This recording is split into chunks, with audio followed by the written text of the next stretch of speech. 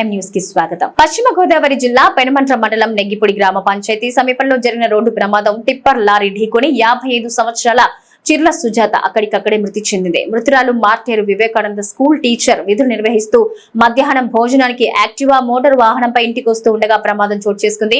సంఘటనా స్థలానికి చేరుకున్న పెనుమంట్ర ఎస్ఐ స్వామి కేసు నమోదు చేసి దర్యాప్తు చేస్తున్నారు.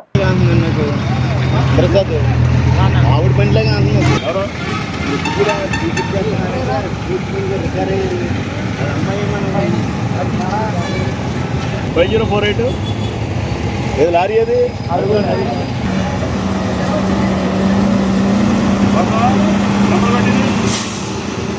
నాకు ఇన్ని రోజులు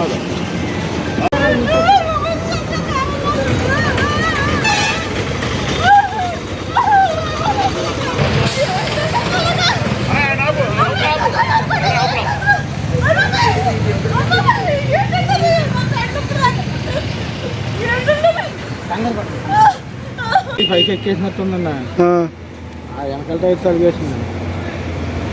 టైర్ కూడా ఎటు నుంచి వచ్చింది? ఇటు నుంచో వస్తుందన్న. మరిన్ని తాజా వార్తా విశేషాల కోసం ఎం న్యూస్ ని సబ్స్క్రైబ్ చేయండి, మీ మిత్రులకు షేర్ చేయండి.